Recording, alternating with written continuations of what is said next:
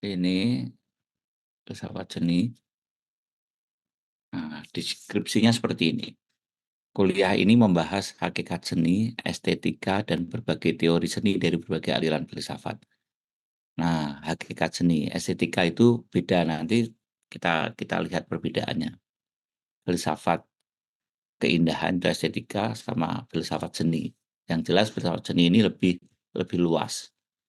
Kemudian mahasiswa akan diajak untuk berpikir kritis dan analisis tentang seni dan perannya dalam kehidupan manusia. Seni, produk kesenian. Nanti menganalisis itu Anda akan menjadi seperti kurator untuk melihat karya seni dan kesenian ini dari perspektif filsafat. Maka diingat-ingat betul nih, nanti ada tugas di mana kalian akan melihat karya seni, kalian pilih, terus di situ kalian analisisnya harus menggunakan filsafat seni. Yang sudah terjadi itu seringkali mahasiswa menggunakan analisisnya itu seperti orang awam, seperti misalkan resensi film, seperti sinopsis film, tidak bisa. Kalau seperti itu belum menggunakan perspektif filsafat. Nah, banyak sekali yang begitu, maka saya ingatkan.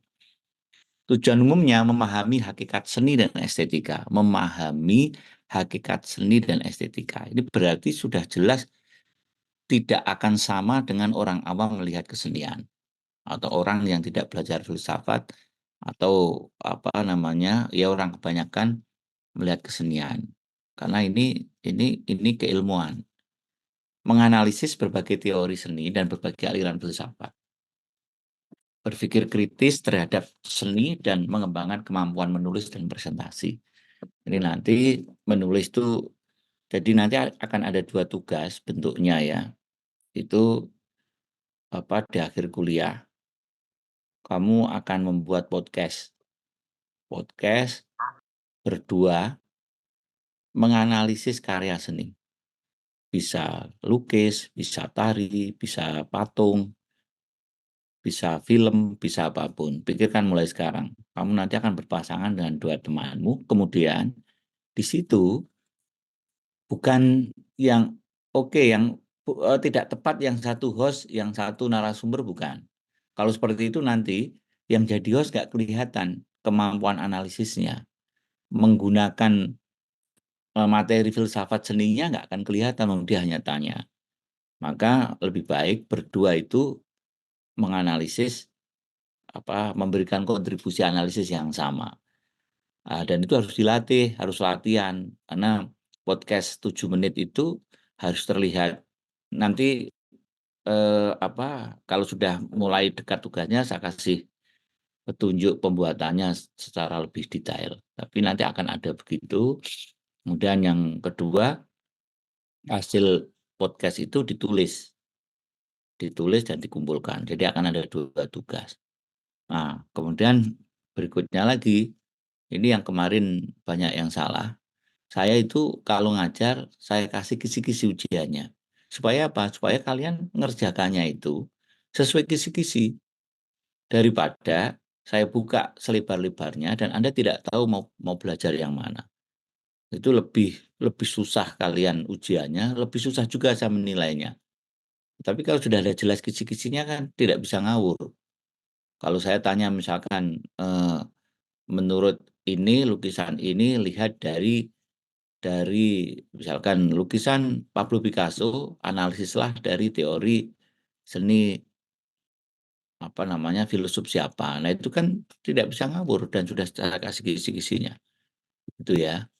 Lalu, nah ini petunjuk umum. Menulislah dengan tulisan yang terbaca oleh orang lain. Harus diupayakan, diniatkan supaya orang lain tidak repot, ya kan?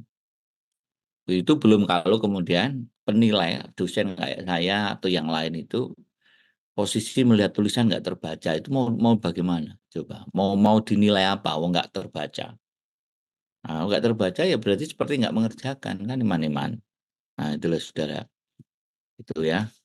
Tetapi nanti, ujian nanti, saya berusaha untuk lagi-lagi mencari bentuknya.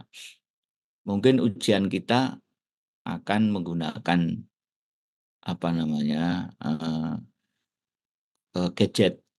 Jadi kamu menulis pakai laptop atau pakai handphone di ruangan, gitu kan, maka pastikan alatmu itu bekerja dengan baik dan saya akan mengadakan latihan ujian, begitu ya. Jadi supaya pas hari hanya itu sudah jelas apa yang harus dilakukan. Dan ini harus tak sampaikan sejak awal supaya supaya jelas bahwa kuliah ini karena begini ya, saya ngajar beberapa mata kuliah, ada fenomenologi agama, pengantar filsafat sama filsafat seni ini. Filsafat seni itu yang paling kalian santai. Mulai dari pengalaman saya itu seolah-olah ini barang yang saya sudah setiap hari, menikmati atau bergelut dengan seni. Ada sebagian dari kalian yang, seniman, berkarya atau melukis atau bermain musik, lalu menganggap ini tuh hal yang ringan dalam pengertian, "Ah, itu udah tahu." Enggak begitu, Saudara. Kita sedang mempelajari sebuah ilmu, dan ilmu itu harus diterapkan pada karya seni yang kau buat atau yang kamu lihat. Jadi kalau ngarang-ngarang, improve-improve melihatnya, wah jelas salah. Karena kita tidak sedang melakukan itu. Kecuali Anda sedang merenung sendiri. Itu pakai pakai teori manapun tidak apa-apa, mau nggak dinilai. Tetapi kalau ini kan dinilai kan materi dikasihkan, kemudian kalian akan melihat sesuatu atau menilai sesuatu berdasar teori, ya pakai itu teori, pakai itu materi gitu loh, Saudara.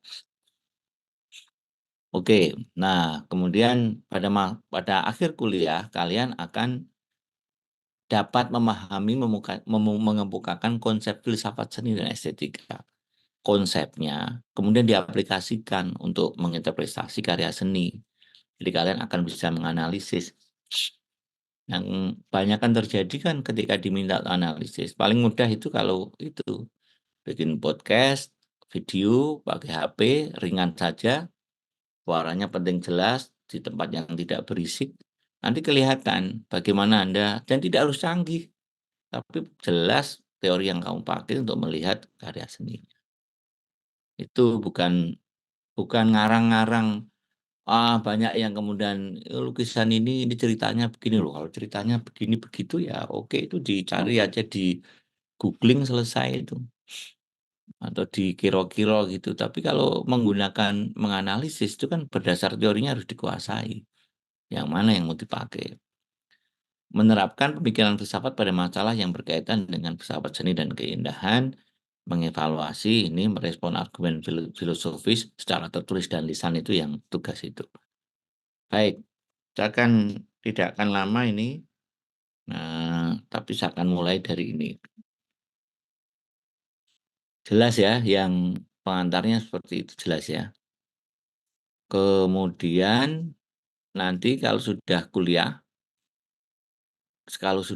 diingat-ingat ini, saya akan memberikan pengumuman-pengumumannya itu lewat WA.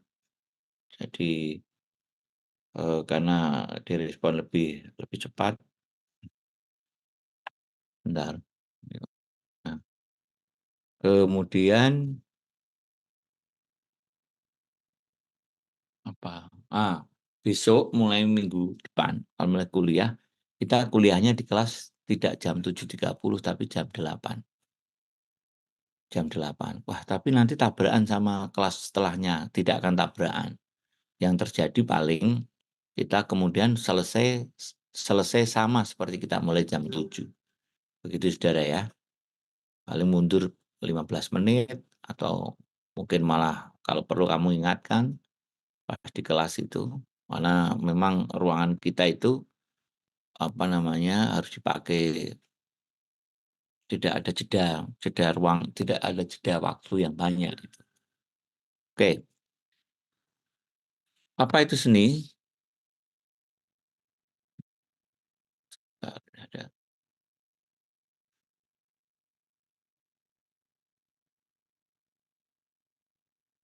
Terus oh iya Saudara, ini harus tak sampaikan juga di WA di WhatsApp kalian yang kamu pakai nomornya untuk di WA grup filsafat seni, tulislah namamu dengan benar. tidak harus lengkap, tapi sama dengan yang dipresensi. Misalkan namamu tiga tiga kata gitu ya, tulis saja satu kata yang pertama supaya memudahkan. Gitu, dan itu memang seharusnya sosmed itu begitu kan, karena kamu diminta untuk apa, mendaftarkan sosmednya itu kan bukan untuk sembunyi-sembunyi gitu. Nah, paling tidak pas kuliah ini saya meminta satu semester, namamu harus betul dituliskan di WA grupnya. Tidak ada lagi apa, nama samaran atau apalagi yang nggak ada identitasnya, hanya nomornya. Baik, kemudian ini apa itu seni? Secara etimologis, seni berasal dari kata Latin ars, artinya keterampilan. Bentar, ini harus dimatikan. Hmm.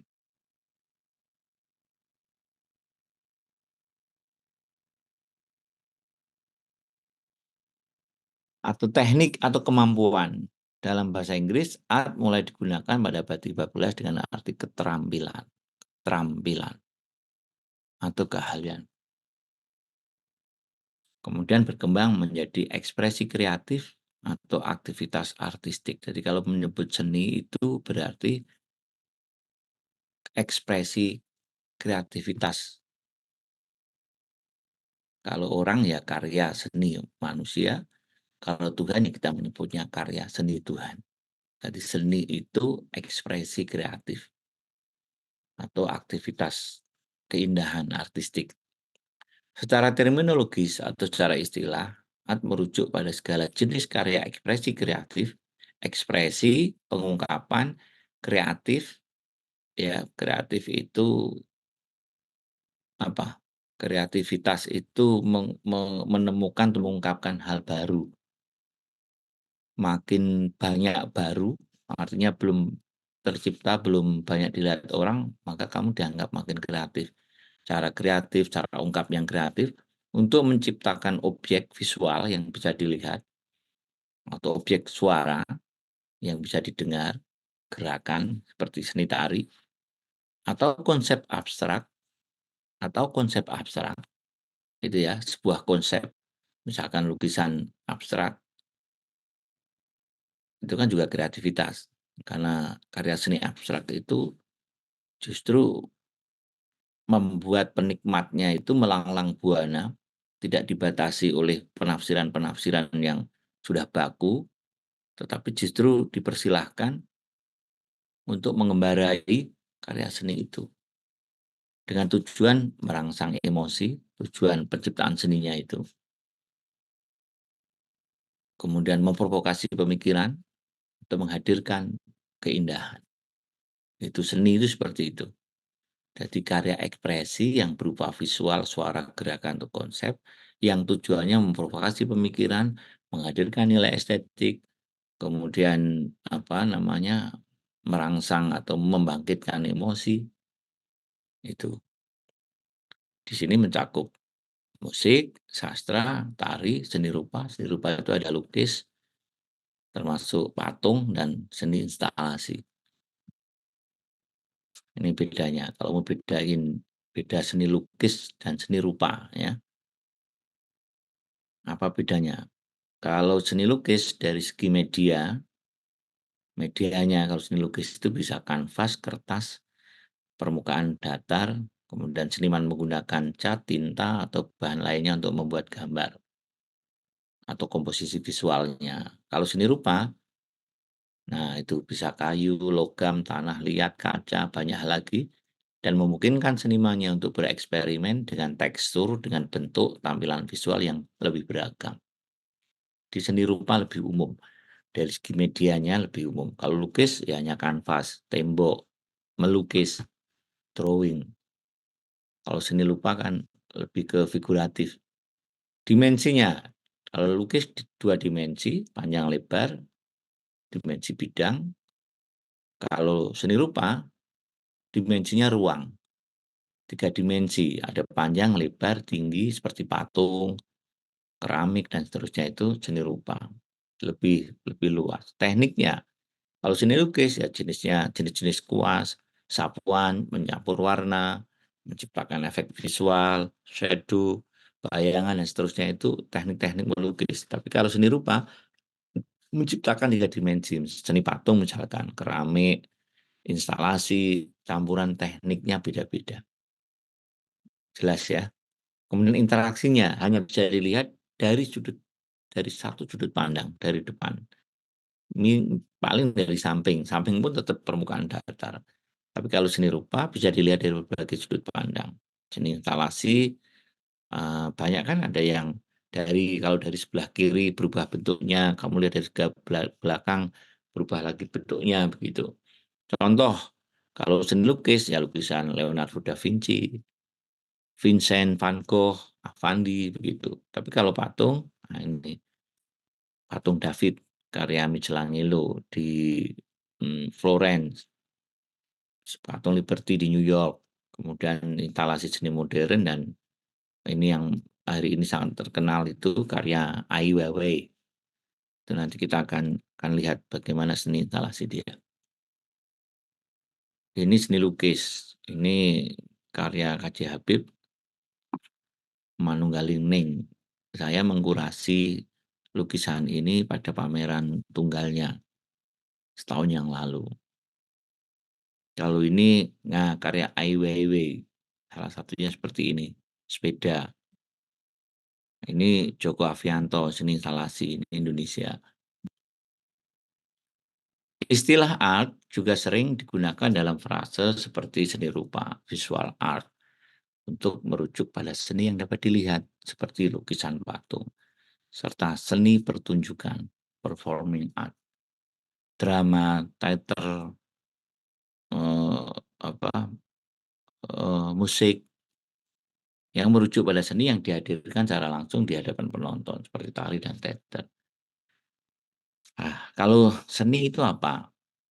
Seni ekspresi kreatif tadi sudah tak sebut yang melibatkan imajinasi, ya kan? Imajinasi itu lebih ke perenungan, bukan lamunan, Saudara. Lamunan itu tidak produktif dan cenderung menjadi objek lamunan itu. Kalau imajinasi, renungan itu kan aktif, refleksi, renungan. Filsafat itu merenung, bukan melamun. Melamun tuh nggak sampai kemana-mana dan negatif, artinya itu lebih negatif. Nganggur, melamun, depresif, begitu. Kalau seni ini enggak, kuat, tumbuh, imajinatif, power, kayak gitu tuh kan. Terus selain menggunakan imajinasi untuk menciptakan ekspresi kreatif itu, juga keterampilan. Kalau nggak terampil, hanya bisa membayangkan, ya hanya jadi konsep. Saya hari ini 2 hari, bukan mengikuti, tapi di IG saya itu muncul terus, yang lagi rame. Ya rame karena hanya di IG saya, tidak sampai viral. Seorang fotografer yang dia itu, memang tidak bagus fotonya, tapi dia sudah buka usaha serius. Lalu kemudian kliennya marah karena fotonya nggak bagus. Dan itu netizen itu, waduh, udah nggak hanya membuli, awalnya kasih masukan, tapi dia ngeyel ngeyel, dia bertahanlah, defense begitu, bahwa saya itu, sudah lama belajar fotografi dan seterusnya. Tapi,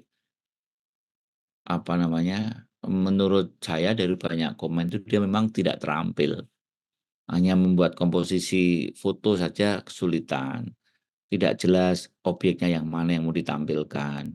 Gambarnya mudah sekali, bukan blur, tapi memang geter, terlalu gede, SLR-nya yang dipakai, begitu. Nah, itu kan imajinasinya mungkin ada, tapi tidak terampil, gitu ya.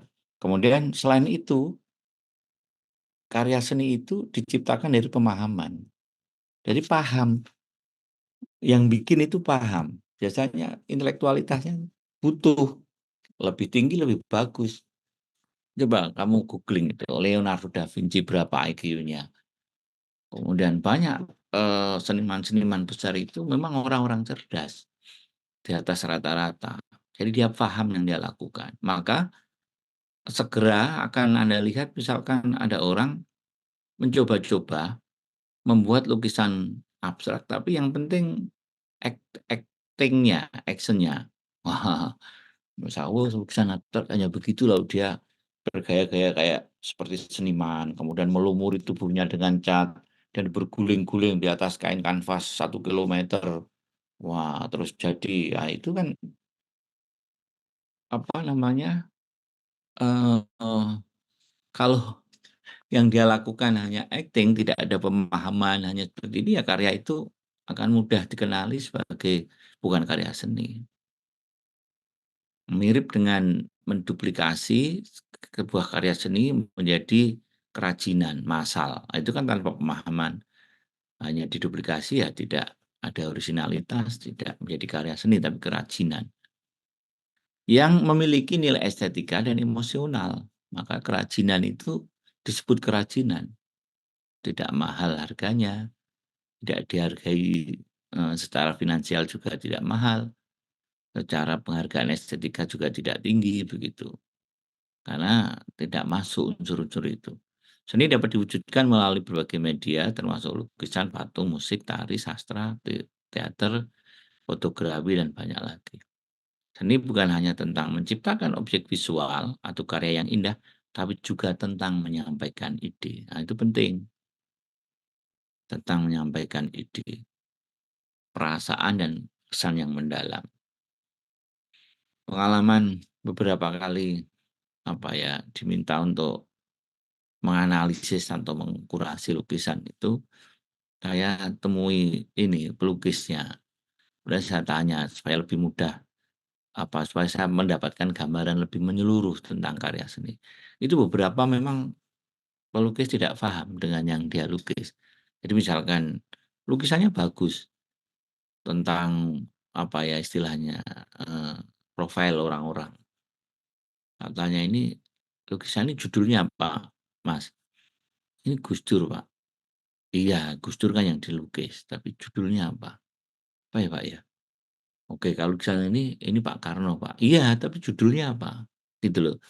Jadi kan setidaknya ada konteks pas kamu lakukan itu apa yang enggak kamu sampaikan. Boleh juga sih hanya melukis melukis ya karena indah itu, tapi dia nanti juga hanya berhenti di situ. Tapi coba Anda yang mulai suka corak-coret, membuat lagu, membuat puisi, terkadang kan hanya rangkaian kata-kata indah, tapi nggak ada maknanya.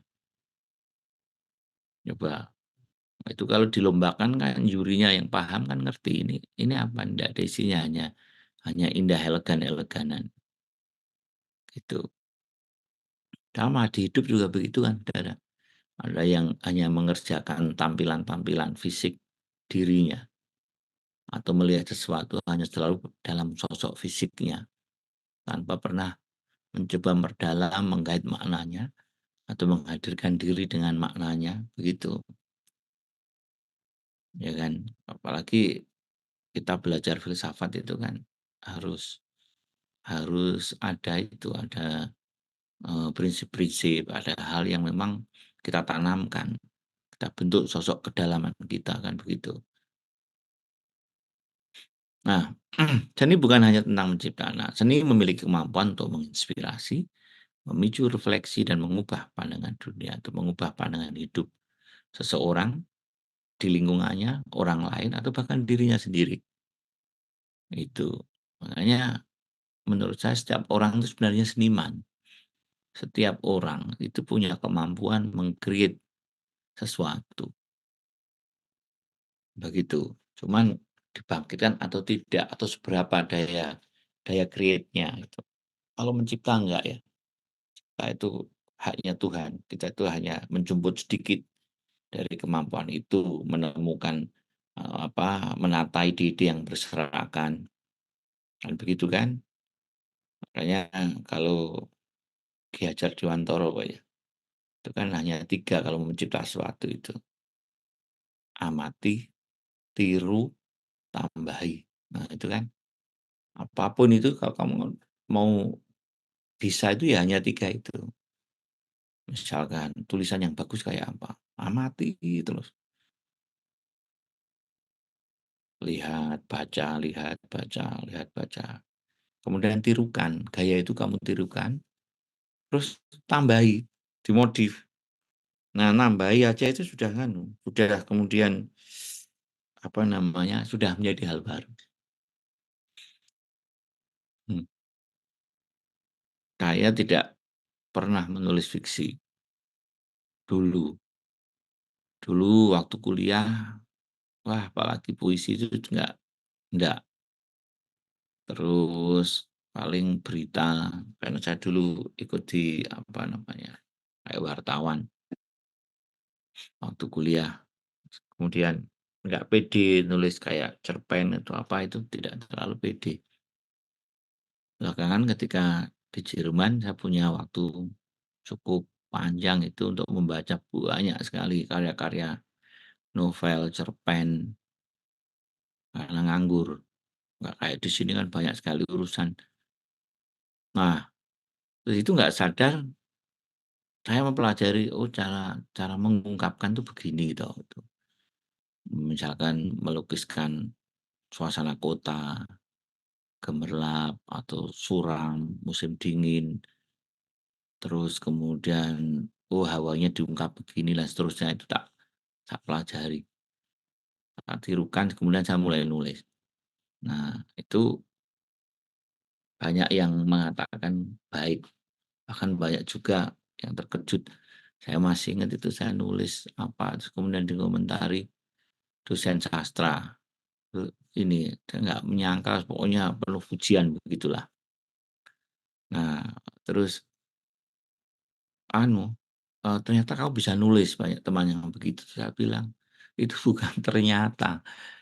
Dan ternyata lagi, kalau ternyata menulis itu, saya hampir tidak percaya kalau itu banyak bakat tuh enggak, karena saya merasakan sendiri prosesnya.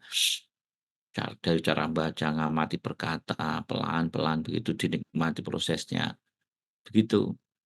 Setiap kalian bisa begitu, mau menulis, mau melukis, butuh ketekunan, itu saudara ya. Baik, definisi seni dapat variasi dari satu budaya dan waktu ke budaya dan waktu lainnya, dan pandangan tentang apa yang dianggap sebagai seni dapat bersifat subjektif. Tapi secara umum, seni adalah manifestasi ekspresi manusia yang unik dan kreatif. Sekali lagi, seni adalah perwujudan ekspresi manusia yang unik. Nah, unik itu berarti apa? Khas, tidak banyak. Kalau sudah banyak jadi kerajinan, diduplikasi jadi kerajinan. Dan kreatif itu halnya baru, baru begitu. Nah, lalu apa karya seni? Karya seni hasilnya, hasil ekspresi kreatif dan imajinatif tadi yang memiliki nilai estetik, emosional, intelektual. Estetika itu indah, emosional itu menggugah, intelektual itu apa namanya, keilmuan. Ada pesan-pesan kemanusiaan, ada kecerdasan di situ, begitu. Jadi bukan hanya sekedar indah, indah tapi di situ ada, wah itu kan luar biasa.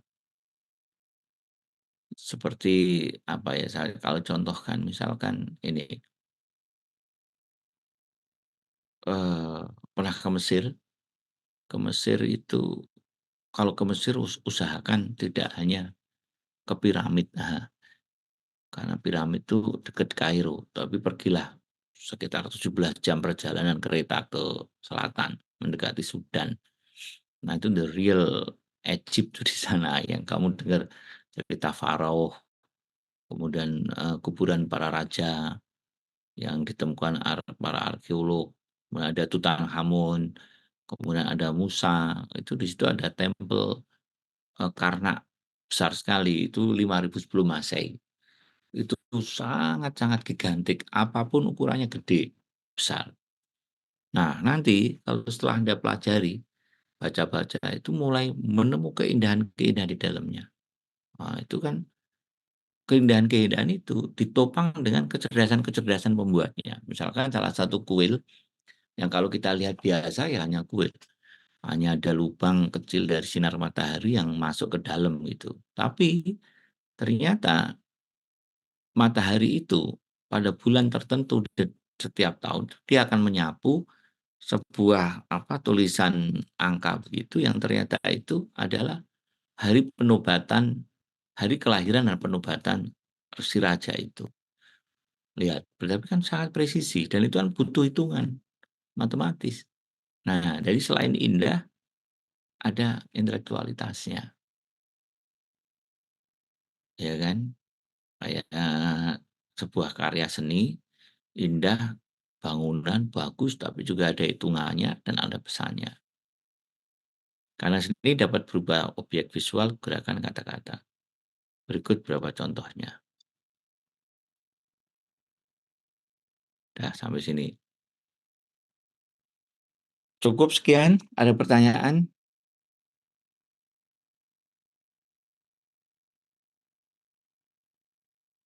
Baik, kalau tidak ada, kita akhiri tapi kalian tulis dulu namanya, nama. Oke. Ya, Iksan gimana? Silakan. Apa untuk animasi berarti masuknya ke seni digital ya, kayak animasi-animasi Betul. gitu, Nah, boleh juga dianalisis juga. dianalisis boleh, Oke, boleh. oke, kasih Pak. Animasi, bahkan, apa itu namanya, cosplay, itu silahkan. Seni cosplay itu kan belum lama kan, ya 10 tahun terakhir, terus apalagi yang disebut seni, itulah Kalau apapun. NFT Pak, NFT NFT apanya yang mau dianalisis? kayak gambar-gambar orang gitu. Iya ya silahkan, tapi kan NFT-nya itu kan hanya medianya Oh, oke. kan, silahkan. Karya AI silahkan, begitu. Nanti kamu kamu lihat teori-teori apa yang akan kita pelajari, kemudian dari teori itu coba apa sih media seni yang paling cocok aku pakai dengan sangat baik untuk menganalisis. Jadi jangan sekedar ditentukan mulai sekarang apa karya seninya, misal kamu senang lukis, terus kemudian wah lukis ini mau tak analisis, belum tentu. Kadang kita sudah terpaku dulu dengan teori lain yang digaungkan orang, tapi bukan teori filsafat seni. Itu Mona Lisa misalkan, sangat terkenal.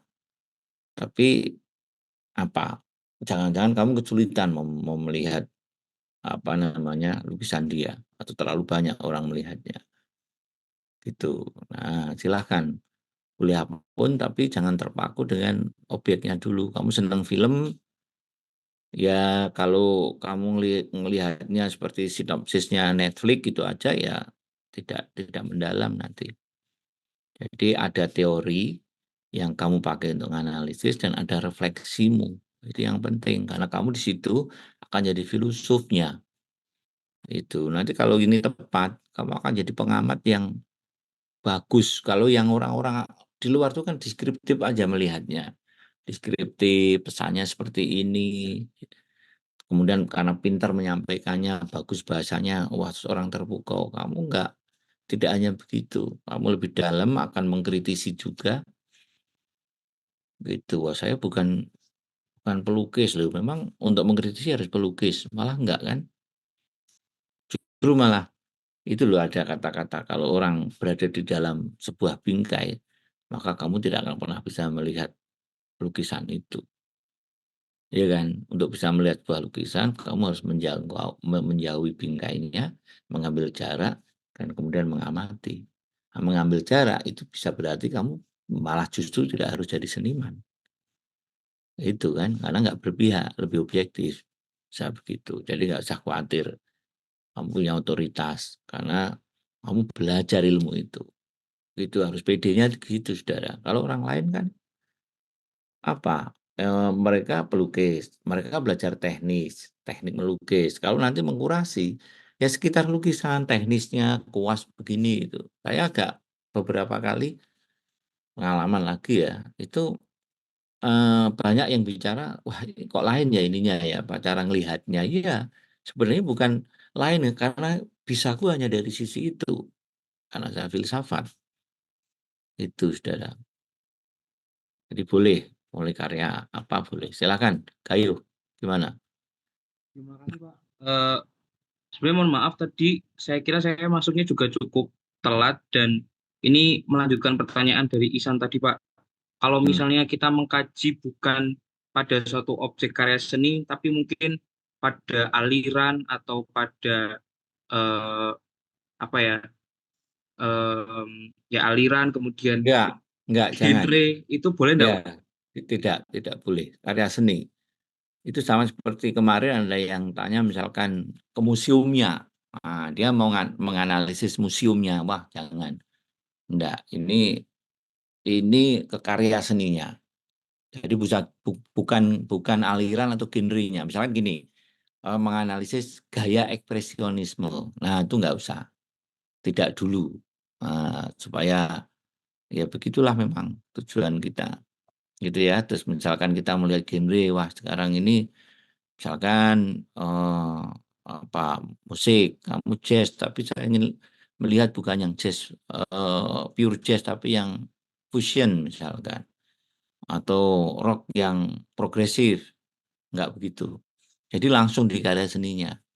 Misal kamu lihat progresif rock, ambil dari siapa, atau pure rock, misalkan The Purple lagunya yang ini, kamu ambil lihat ininya gitu. Nah lagi-lagi nanti jangan terpaku dengan pesannya. Pesan oke.